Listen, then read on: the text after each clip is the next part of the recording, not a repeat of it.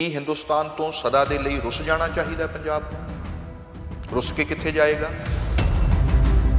ਜੇ ਅਸੀਂ ਰੁੱਸਣ ਤੇ ਆ ਗਏ ਤਾਂ ਫਿਰ ਕੀ ਪੰਜਾਬ ਦੇ ਅੰਦਰ ਜਿਹੜਿਆਂ ਦਾ ਰੋਸਾ ਸਿੱਖਾਂ ਦੇ ਨਾਲ ਹੈ, ਫਿਰ ਉਹਨਾਂ ਨੂੰ ਵੀ ਕੀ ਹੱਕ ਹੈ ਕਿ ਉਹ ਵੀ ਰੁੱਸ ਕੇ ਆਪਣਾ ਕੋਈ ਰਾਹ ਅਖਤਿਆਰ ਕਰ ਲੈਣ? ਇਹ ਮਾਈਨੋਰਿਟੀਜ਼ ਦਾ ਇਸ ਮੁਲਕ ਦੇ ਅੰਦਰ ਇੱਕ ਮਸਲਾ ਹੈ।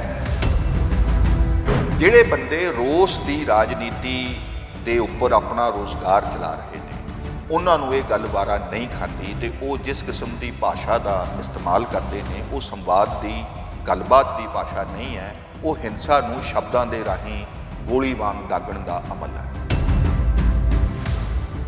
ਕਿ ਜਿਹੜਾ ਬਾਅਦ ਚੋਂ ਵੀ ਆਪਾਂ ਦੇਖਦੇ ਹਾਂ ਨਾ, ਸਾਰੀ ਤੁਸੀਂ ਜਿਵੇਂ 66 ਵਾਲੀ ਗੱਲ ਵੀ ਕੀਤੀ, ਆਪਾਂ 84 ਵਾਲੀ ਗੱਲ ਵੀ ਲੈ ਆਉਂਦੇ ਹਾਂ ਨਾ, ਉਹ 'ਚ ਸਿੱਖ ਹਮੇਸ਼ਾ ਆਪਣੇ ਆਪ ਨੂੰ ਇੱਕ ਵਿਕਟਮ ਦੇ ਤੌਰ ਦੇ ਉੱਤੇ ਦੇਖਦਾ ਰਿਹਾ। ਉਹਨੂੰ ਲੱਗਦਾ ਕਿ ਇਹ ਸਾਰੀਆਂ ਗੱਲਾਂ ਦਾ ਮੈਂ ਵਿਕਟਮ ਬਣਿਆ। 47 'ਚ ਵੀ ਉਹ ਆਪਦੇ ਆਪ ਨੂੰ ਵਿਕਟਮ ਦੇਖਦਾ, 66 'ਚ ਵੀ ਵਿਕਟਮ ਦੇਖਦਾ, 84 'ਚ ਵੀ ਵਿਕਟਮ ਦੇਖਦਾ। ਵਿਕਟਮ ਦੇਖਦਾ ਕੀ ਹੈ? ਵਿਕਟਮਾਈਜੇਸ਼ਨ। ਮਤਲਬ 84 ਦੇ ਅੰਦਰ ਤਾਂ ਐਡਾ ਵੱਡਾ ਕਤਲੇਆਮ ਹੋ ਗਿਆ ਦਿੱਲੀ 'ਚ। ਬਿਲਕੁਲ ਹੋਇਆ ਜੀ।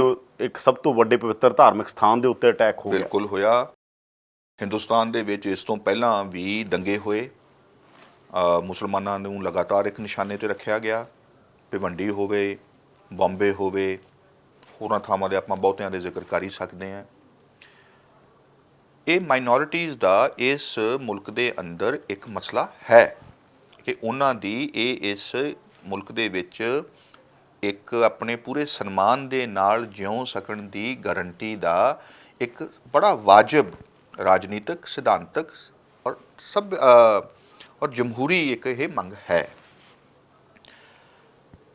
ਤੇ ਇਹਦੇ ਬਾਵਜੂਦ ਜੇ ਮੈਂ ਦੂਜੇ ਪਾਸੇ ਵੀ ਕਹਿਣਾ ਚਾਹਾਂ ਕਿ ਇਸ ਦੇਸ਼ ਦਾ ਰਾਸ਼ਟਰਪਤੀ ਵੀ ਸਿੱਖ ਰਿਹਾ ਹੈ, ਇਸ ਦੇਸ਼ ਦੀਆਂ ਸੈਨਾਵਾਂ ਦੇ ਏਅਰ ਫੋਰਸ ਦੇ ਵੀ ਮੁਖੀ ਸਿੱਖ ਰਹੇ ਨੇ, ਯੋਜਨਾ ਬੋਰਡ ਦੇ ਵੀ ਰਹੇ ਨੇ, ਪ੍ਰਧਾਨ ਮੰਤਰੀ 10 ਸਾਲ ਸਿੱਖ ਰਿਹਾ ਹੈ, ਔਰ ਆਪਾਂ ਵੱਖ-ਵੱਖ ਸ਼ੋਬਿਆਂ ਦੇ ਵਿੱਚ ਇਹ ਗਿਣ ਹੀ ਸਕਦੇ ਹਾਂ।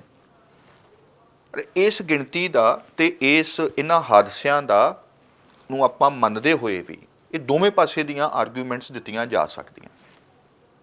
ਮੈਂ ਇਸ ਗੱਲ ਤੋਂ ਮੈਨੂੰ ਥੋੜ੍ਹਾ ਲਾਂਭੇ ਹੁੰਦਾ। ਮੈਂ ਇਹ ਕਹਿਣਾ ਕਿ ਅਸੀਂ ਇਹਨਾਂ ਹਾਦਸਿਆਂ ਤੋਂ ਪਾਰ ਕਿਵੇਂ ਜਾਣਾ, ਅਗਾਂਹ ਕਿਵੇਂ ਵੇਖੀਏ। ਕੀ ਹਿੰਦੁਸਤਾਨ ਤੋਂ ਸਦਾ ਦੇ ਲਈ ਰੁੱਸ ਜਾਣਾ ਚਾਹੀਦਾ ਪੰਜਾਬ ਨੂੰ? ਰੁੱਸ ਕੇ ਕਿੱਥੇ ਜਾਏਗਾ? ਜੇ ਅਸੀਂ ਰੁੱਸਣ ਤੇ ਆ ਗਏ ਤਾਂ ਫਿਰ ਕੀ ਪੰਜਾਬ ਦੇ ਅੰਦਰ ਜਿਹੜਿਆਂ ਦਾ ਰੋਸਾ ਸਿੱਖਾਂ ਦੇ ਨਾਲ ਹੈ, ਫਿਰ ਉਹਨਾਂ ਨੂੰ ਵੀ ਕੀ ਹੱਕ ਹੈ ਕਿ ਉਹ ਵੀ ਰੁੱਸ ਕੇ ਆਪਣਾ ਕੋਈ ਰਾਹ ਅਖਤਿਆਰ ਕਰ ਲੈਣ? ਕੀ ਫਿਰ ਪੰਜਾਬ ਦੇ ਅੰਦਰ ਮਾਲਵੇ ਦੀ ਹੁਣ ਜਿੰਨੀ ਭਾਰੀ ਗਿਣਤੀ ਦੇ ਵਿੱਚ ਇੱਥੋਂ ਜਾ ਰਹੇ ਨੇ MLA, ਤੇ ਕੀ ਦੁਆਬਾ ਰੁੱਸ ਸਕਦਾ ਵੀ ਸਾਡੀ ਤੇ ਕੋਈ ਇਹਦੇ 'ਚ ਨੁਮਾਇੰਦਗੀ ਨਹੀਂ ਹੈ? ਅਜਿਹੇ ਖਿੱਤੇ ਨੇ ਜਿਨ੍ਹਾਂ ਦਾ ਵਿਕਾਸ ਨਹੀਂ ਹੋਇਆ ਹਜੇ। ਇਹ ਆਪਾਂ ਹਮੇਸ਼ਾ ਹੀ ਕਰਦੇ ਰਹਿ ਸਕਦੇ ਹਾਂ, ਇਹਦਾ ਕੋਈ ਅੰਤ ਨਹੀਂ ਹੁੰਦਾ, ਕਦੇ ਵੀ ਨਹੀਂ ਹੁੰਦਾ।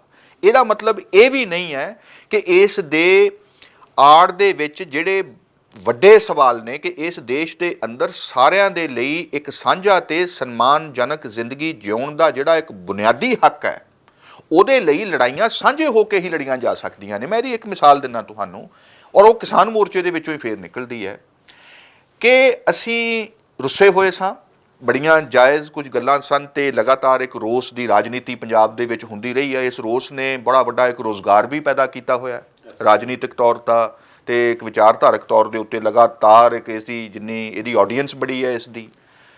ਤੇ ਕਿਸਾਨ ਮੋਰਚੇ ਨੂੰ ਜਿਵੇਂ ਸਮਰਥਨ ਹਰਿਆਣੇ ਨੇ ਦਿੱਤਾ, ਫੁੱਲ ਦੀ ਨਹੀਂ ਲੱਗਣ ਦਿੱਤੀ, ਜਿਵੇਂ ਉਹਨਾਂ ਨੇ ਉੱਥੇ ਸੇਵਾ ਕੀਤੀ, ਜਿਵੇਂ ਉਹਨਾਂ ਨੇ ਅੱਖਾਂ 'ਤੇ ਚੱਕ ਕੇ ਰੱਖਿਆ ਕਿ ਪਹਿਲਾਂ ਸਾਨੂੰ ਮਾਰਨਗੇ ਫਿਰ ਤੁਹਾਡੇ ਤੱਕ ਪਹੁੰਚਣਗੇ। ਇਹੋ ਹੀ ਪੱਛਮੀ ਉੱਤਰ ਪ੍ਰਦੇਸ਼, ਜਿੱਥੇ ਕਦੇ 84 ਦੇ ਵੀ ਦੰਗੇ ਹੋਏ ਸਨ, ਮੈਂ ਕਹਿ ਰਿਹਾ ਕਿ ਆਪਾਂ ਉਹ ਵੀ ਛੱਡ ਦਈਏ, ਮੁਜ਼ੱਫਰਨਗਰ ਦੇ ਵਿੱਚ ਹੀ ਦੰਗੇ ਹੋਏ ਸਨ ਮੁਸਲਮਾਨਾਂ ਦੇ ਖਿਲਾਫ। ਜਾਟ ਭਾਈਚਾਰੇ ਨੇ ਗੁੱਜਰਾਂ ਦੇ ਨਾਲ ਮਿਲ ਕੇ ਵੀ ਹਿੱਸਾ ਲਿਆ ਸੀ। ਕਈ ਚੀਜ਼ਾਂ ਨੇ ਇਸ ਕਿਸਮ ਦੀਆਂ ਆਪਣੇ ਸਾਹਮਣੇ ਹੀ ਨੇ। ਹੁਣ ਉੱਥੇ ਨਾਰਾ ਇਹ ਵੀ ਲੱਗ ਹੀ ਰਿਹਾ ਨਾ ਕਿ ਹਰ ਹਰ ਮਹਾਦੇਵ ਤੇ ਅੱਲਾਹੂ ਅਕਬਰ ਵੀ ਇਕੱਠੇ ਲੱਗੇ ਨੇ। ਮੈਂ ਇਹ ਕਹਿ ਰਿਹਾ ਕਿ ਜਿਹੜੇ ਅੰਦੋਲਨ ਹੁੰਦੇ ਨੇ ਇੱਕ ਫੌਰੀ ਆਰਥਿਕ ਮੰਗ ਦੇ ਉੱਤੇ ਤੇ ਇਹ ਹੈ ਹੀ ਨੇ, ਇਹ ਇੱਕ ਵੱਡਾ ਵਿਚਾਰਧਾਰਕ ਸੱਭਿਆਚਾਰਕ ਕਾਰਜ ਵੀ ਕਰ ਰਹੇ ਹੁੰਦੇ ਨੇ ਕਿ ਦੁਬਾਰਾ ਤੋਂ ਸਾਂਝਾਂ ਪੈਣ, ਦੁਬਾਰਾ ਤੋਂ ਅਸੀਂ ਇੱਕ ਦੂਜੇ ਵੱਲ ਵੇਖ ਕੇ ਮੁਸਕਰਾਉਣਾ ਸਿੱਖੀਏ ਤੇ ਇਸ ਗੱਲ ਦੇ ਉੱਤੇ ਆਈਏ ਕਿ ਸਾਂਝੀਆਂ ਲੜਾਈਆਂ ਲੜੇ ਬਿਨਾਂ ਅਸੀਂ ਆਪਣੇ ਰੋਸ ਦੇ ਵਿੱਚੋਂ ਵੀ ਕੋਈ ਅਗਾਂਹ ਦੀ ਕੋਈ ਇਹਦੇ ਵਿੱਚੋਂ ਵੀ ਕੋਈ ਦਰਦ ਦੇ ਵਿੱਚੋਂ ਕੋਈ ਵੱਡਾ ਫੁੱਲ ਖਿੜੇ, ਕੋਈ ਜ਼ਮੀਨ ਇਹ ਵੀ ਸਿੰਜੀ ਜਾਵੇ, ਇਹਦੇ ਵਿੱਚੋਂ ਵੀ ਕੋਈ ਸਫਲ ਕੋਈ ਫਸਲ ਅਸੀਂ ਵੀ ਕੱਢ ਸਕੀਏ। ਔਰ ਇੱਕ ਗੱਲ ਸਾਨੂੰ ਇਸ ਦੇ ਵਿੱਚ ਗੁਰੂਆਂ ਤੋਂ ਸਿੱਖਣੀ ਚਾਹੀਦੀ ਹੈ, ਸ਼ਾਇਦ ਮਹਾਤਮਾ ਗਾਂਧੀ ਤੋਂ ਸਿੱਖੀ ਜਾਣੀ ਚਾਹੀਦੀ ਹੈ ਉਹ, ਕਿ ਆਪਣੇ ਦੁਸ਼ਮਣ ਦਾ, ਜਿਹਨੂੰ ਅਸੀਂ ਦੁਸ਼ਮਣ ਸਮਝਦੇ ਹਾਂ, ਉਹਦੇ ਵਿੱਚ ਫਰਕ ਕਰਨਾ ਸਿੱਖੀਦਾ ਹੁੰਦਾ ਹੈ ਕਿ ਕਿਹੜੇ ਸਿਰਫ ਵਰਗਲਾਏ ਗਏ ਨੇ ਤੇ ਕਿਹਨਾਂ ਦਾ ਇਹ ਪ੍ਰੋਗਰਾਮ ਹੋ ਸਕਦਾ, ਨੀਤੀ ਹੈ ਤੁਹਾਡੇ ਉੱਤੇ ਦਮਨ ਕਰਨਾ, ਕਿਹੜੇ ਸਿਰਫ ਉਹਦਾ ਕਿਸੇ ਵਕਤੀ ਤੌਰ ਦੇ ਉੱਤੇ ਹਿੱਸਾ ਬਣ ਗਏ ਨੇ ਤੇ ਕਿਹੜੇ ਉਹਨਾਂ ਦੇ ਵਿੱਚੋਂ ਚੁੱਪ ਨੇ, ਕਿਹੜੇ ਤੁਹਾਡੇ ਨਾਲ ਵੀ ਨੇ। ਹਰੇਕ ਪਾਸੇ ਨਿਖੇੜਾ ਕਰਨਾ ਆਉਣਾ ਚਾਹੀਦਾ ਹੈ। ਅਸੀਂ ਜਦੋਂ ਸਾਰਿਆਂ ਨੂੰ ਹਿੰਦੂ ਰਾਸ਼ਟਰਵਾਦ ਕਹਿ ਕੇ ਇੱਕ ਐਸੀ ਗੱਲ ਦੇ ਵਿੱਚ ਉਹਨਾਂ ਨੂੰ ਧੱਕ ਦਿੰਦੇ ਆ ਕਿ ਜੀ ਮਤਲਬ ਹਿੰਦੁਸਤਾਨ ਦੀ ਗੱਲ ਕਰਨੀ ਰਾਸ਼ਟਰਵਾਦ ਹੋ ਗਿਆ। ਕਿਵੇਂ ਹੋ ਗਿਆ? ਰਾਸ਼ਟਰਵਾਦ ਤੇ ਰਾਸ਼ਟਰ ਦੋ ਬਿਲਕੁਲ ਵੱਖਰੀਆਂ ਵੱਖਰੀਆਂ ਗੱਲਾਂ ਨੇ। ਹਿੰਦੂ ਰਾਸ਼ਟਰਵਾਦ ਇੱਕ ਤੀਸਰੀ ਵੱਖਰੀ ਗੱਲ ਹੈ। ਇਹ ਜਿਹੜੀਆਂ ਸਲਿਪੇजेस ਸਾਡੇ ਇੱਥੇ ਕਰਦੇ ਨੇ, ਉਹ ਬੰਦੇ ਕਰਦੇ ਨੇ ਜਿਹੜੇ ਲਗਾਤਾਰ ਇਸ ਗੱਲ ਦੇ ਉੱਤੇ ਪਹਿਰਾ ਦੇ ਰਹੇ ਨੇ ਕਿ ਕਿਤੇ ਦੂਜਿਆਂ ਸੱਭਿਆਚਾਰਾਂ ਦੇ ਨਾਲ ਕੋਈ ਸਾਂਝ ਪਾਉਣ ਵਾਲੀ ਗੱਲ ਅੱਗੇ ਤੁਰ ਨਾ ਪਏ, ਕਿਉਂਕਿ ਇਹਦੇ ਨਾਲ ਉਹਨਾਂ ਦੇ ਰੁਜ਼ਗਾਰ ਨੂੰ ਵੱਡਾ ਖਤਰਾ ਖੜਾ ਹੁੰਦਾ ਹੈ। ਕਿਸਾਨ ਮੋਰਚੇ ਨੇ ਸਾਨੂੰ ਇਸ ਗੱਲ ਦੀ, ਉਹ ਇਹ ਆਰਗੂਮੈਂਟ ਦਿੰਦੇ ਨੇ ਕਿ ਇਹਦੀ ਜ਼ਮੀਨ ਕੌਣ ਤਿਆਰ ਕਰਦਾ, ਅਸੀਂ ਕੀਤੀ ਹੈ ਜਾਂ ਕਿਸੇ ਨੇ ਹੋਰ ਕੀਤੀ ਹੈਗੀ। ਇਤਿਹਾਸ ਜੇ ਦੇ ਅਸੀਂ ਇਹ ਰਿਐਕਟ ਕਰ ਰਹੇ ਹਾਂ, ਅਸੀਂ ਤਾਂ ਰਿਐਕਟ ਹੀ ਕਰ ਰਹੇ ਹਾਂ ਕਿਉਂਕਿ ਸਾਡੇ ਲਈ ਤਾਂ ਹਾਲਾਤ ਪੈਦਾ ਕਰ ਦਿੱਤੇ। ਰਿਐਕਟ ਕਰਨ ਦੇ ਕਈ ਤਰੀਕੇ ਹੁੰਦੇ ਨੇ, ਰਿਐਕਟ ਕਰਨ ਦੇ ਬੜੇ ਸਿਰਜਣਾਤਮਕ ਤਰੀਕੇ ਹੁੰਦੇ ਨੇ। ਕੀ ਪਾਸ਼ ਰਿਐਕਟ ਨਹੀਂ ਸੀ ਕਰ ਰਿਹਾ? ਕੀ ਗੁਰੂ ਨਾਨਕ ਸਾਹਿਬ ਨੇ ਬਾਬਰ ਦੇ ਆਉਣ ਦੇ ਉੱਤੇ ਰਿਐਕਟ ਨਹੀਂ ਕੀਤਾ? ਕੀ ਆਖਿਆ ਉਹਨਾਂ ਨੇ ਉਹਦੇ ਵਿੱਚ? ਉਹ ਇਹ ਵੀ ਕਹਿ ਰਹੇ ਨੇ ਕਿ ਲੋਧੀਆਂ ਤੋਂ ਚੰਗਾ ਹੈ ਬਾਬਰ। ਇਹ ਵੀ ਕਹਿ ਰਹੇ ਨੇ ਕਿ ਪਰ ਬਾਬਰ ਨੇ ਜਿਸ ਕਿਸਮ ਦਾ ਕਤਲਾਮ ਕੀਤਾ ਹੈ, ਇਹਦੀ ਲੈਜੀਟੀਮੇਸੀ ਵੀ ਜ਼ਰਾ ਖਤਰੇ ਦੇ ਵਿੱਚ ਹੈ। ਇਹ ਵੀ ਕਹਿ ਰਹੇ ਨੇ ਕਿ ਹੋਰ ਵੀ ਉੱਠ ਸੀ ਮਰਦ ਕਾ ਚੇਲਾ। ਕਿੰਨੀਆਂ ਲੇਅਰਸ ਦੇ ਵਿੱਚ ਦੀ ਉਹ ਗੱਲ ਕਰ ਰਹੇ ਨੇ। ਉਹ ਸਿੱਧਾ ਇਹ ਤੇ ਕਹਿ ਹੀ ਨਹੀਂ ਰਹੇ ਕਿ ਮੁਸਲਮਾਨ ਸਾਰੇ ਦੰਗਾਈ ਨੇ ਤੇ ਸਾਡੇ ਉੱਤੇ ਇਹ ਆਏ ਨੇ ਤੇ ਇਹਨਾਂ ਦੇ ਖਿਲਾਫ ਮੋਰਚਾ ਲਾਉਣਾ। ਉਹ ਤੇ ਲਗਾਤਾਰ ਇਸ ਕਿਸਮ ਦੀਆਂ ਡਿਸਟਿੰਕਸ਼ਨਸ ਕਰ ਰਹੇ ਨੇ ਕਿ ਰਾਜ ਸੱਤਾ ਵਾਲੇ ਮੁਗਲ ਅਲੱਗ ਨੇ, ਆਮ ਮੁਸਲਮਾਨ ਦੇ ਨਾਲ ਸਾਡੀ ਕੋਈ ਗੱਲ ਹੀ ਨਹੀਂ ਹੈ, ਉਹ ਤੇ ਸਗੋਂ ਸਾਡੇ ਸਾਂਝੀਵਾਲ ਨੇ। ਜਿੰਨਾ ਔਰ ਇਹੀ ਗੱਲ ਉਹਨਾਂ ਨੇ ਦੂਜਿਆਂ ਦੇ ਨਾਲ ਕੀਤੀ। ਤਾਂ ਲਗਾਤਾਰ ਇਹ ਡਿਸਟਿੰਕਸ਼ਨਸ ਕਰਨ ਦਾ ਤੇ ਸਿੱਖੀ ਦਾ ਇੱਕ ਆਪਣਾ ਅਭਿਆਸ ਹੈ। ਕਿਸੇ ਨੇ ਵੀ ਤੁਹਾਡੇ ਉੱਤੇ ਹਮਲਾ ਕੀਤਾ ਹੋਵੇ, ਇਹ ਡਿਸਟਿੰਕਸ਼ਨ ਪੰਜਾਬ 'ਚ ਨਹੀਂ ਹੈ ਕਿ ਨਹੀਂ ਕਰ ਰਿਹਾ ਕੋਈ?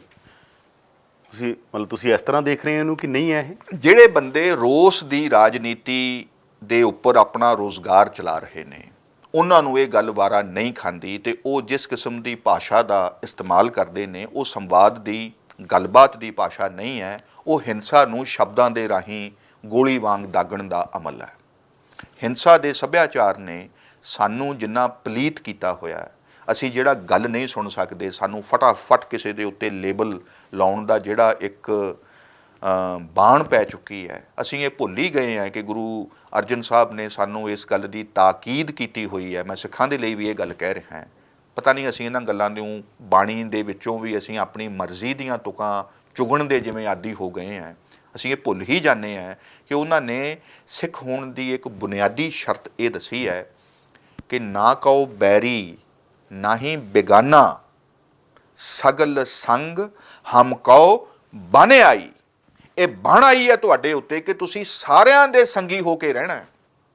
ਸਾਡਾ ਕੋਈ ਵੈਰੀ ਨਹੀਂ ਹੈ, ਸਾਡੇ ਲਈ ਕੋਈ ਬੇਗਾਨਾ ਨਹੀਂ ਹੈ। ਤੁਹਾਨੂੰ ਦੁਨੀਆ ਦੇ ਵਿੱਚ ਹੋਰ ਕੋਈ ਧਰਮ ਐਸਾ ਨਹੀਂ ਮਿਲੇਗਾ ਜਿਹੜਾ ਕਿ ਦੀਵਾਰਾਂ ਨਹੀਂ ਖੜੀਆਂ ਕਰਦਾ। ਫਿਰ ਵਿਆਖਿਆ ਦਾ ਮਸਲਾ ਹੀ ਹੈ ਨਾ, ਹਰ ਨਹੀਂ ਕਿਸੇ ਦੀ ਵਿਆਖਿਆ ਹੀ ਨਹੀਂ। ਇਸ ਲਾਈਨ ਦੀ ਵਿਆਖਿਆ ਦਾ ਤੇ ਕੋਈ ਸਵਾਲ ਹੀ ਨਹੀਂ ਹੈ। ਇਹਦੀ ਤੇ ਕੋਈ ਇਸ ਤੋਂ ਬਿਨਾਂ ਕੋਈ ਵਿਆਖਿਆ ਕਰਦੇ। ਮੈਂ ਟੋਟਲ ਵਿਆਖਿਆ ਦੀ ਗੱਲ ਕਰ ਰਿਹਾ। ਟੋਟਲ ਵਿਆਖਿਆ ਦੇ ਵਿੱਚ ਇਸ ਸਤਰ ਦਾ ਦਖਲ ਹੈ ਕਿ ਨਹੀਂ ਹੈ? ਜਿੰਨੇ ਜ਼ੋਰ ਦੇ ਨਾਲ, ਜਿਸ ਕਿਸਮ ਦੀ ਸਮਰੱਥਾ ਦੇ ਨਾਲ ਗੁਰੂ ਅਰਜਨ ਸਾਹਿਬ ਨੇ ਇਸ ਗੱਲ ਨੂੰ ਦ੍ਰਿੜ ਕਰਵਾਇਆ ਹੈ, ਇਸ ਗੱਲ ਨੂੰ ਉਹਨਾਂ ਨੇ ਇੱਕ ਕਿਸਮ ਦਾ ਇੱਕ ਸੂਤਰ ਮੁਹੱਈਆ ਕਰਵਾਇਆ ਹੈ ਕਿ ਸਗਲ ਸੰਗ ਹਮ ਕੋ ਬਨ ਆਈ। ਸ਼ਬਦ ਦੇ ਉੱਪਰ ਵੀ ਸਾਨੂੰ ਫੜਨ ਦੀ ਆਉਣਾ ਚਾਹੀਦਾ ਹੈ। ਜਿੱਥੇ ਉਹ ਕਹਿੰਦੇ ਆ ਕਿ ਸਭੇ ਸਾਂਝੀਵਾਲ ਸਦਾਇਨ ਤੂੰ ਕਿਸੇ ਨਾ ਦਿਖੈ ਬਾਹਰਾ ਜੀਓ। ਮੈਂ ਨਹੀਂ ਸਮਝਦਾ ਕਿ ਸਾਂਝੀਵਾਲ ਵਰਗਾ ਸ਼ਬਦ ਦੁਨੀਆ ਦੇ ਹੋਰ ਕਿਸੇ ਸੱਭਿਆਚਾਰ ਦੇ ਕੋਲ ਹੈ।